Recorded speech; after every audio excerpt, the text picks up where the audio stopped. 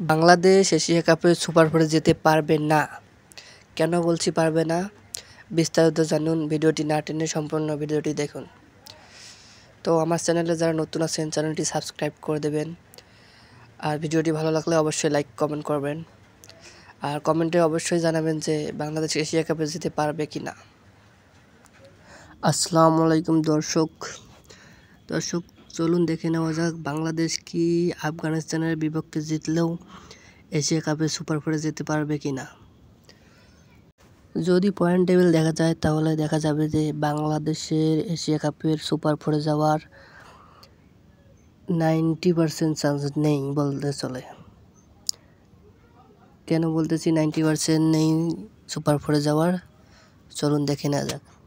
তো দেখেন, বাংলাদেশ ইতিমধ্যে 2টা ম্যাচ খেলে ফেলেছে।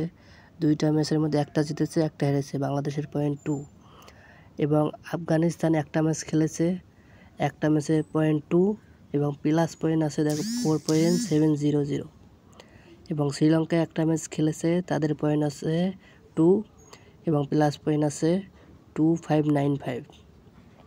তো এখন যদি বাংলাদেশ আফগানিস্তানের বিপক্ষে জিতেও তাহলে তাদের পয়েন্ট হবে 4 আর প্লাস পয়েন্ট হলেও অল্প কিছু হতে পারে। এবং আফগানিস্তান যদি শ্রীলঙ্কার বিপক্ষে জিতে তাহলে বাংলাদেশের এশিয়া কাপের চান্স 100% নেই। এখন শ্রীলঙ্কা যদি আফগানিস্তানের বিপক্ষে জিতে এবং হংকংয়ের বিপক্ষে জিতে তাহলে একটা চান্স থাকতে পারে। কেন বলছি?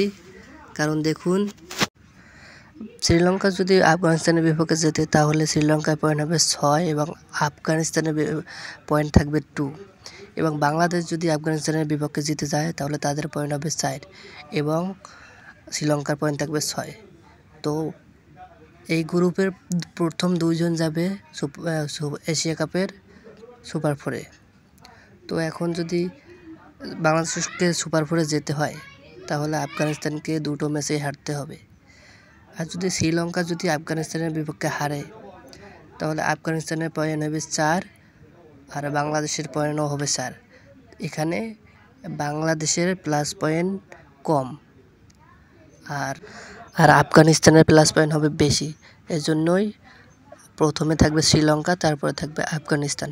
তো প্রথম 2টি দল যাবে সুপার ফোরে, তাহলে বাংলাদেশের এশিয়া কাপের সুপার ফোরে যেতে পারবে না।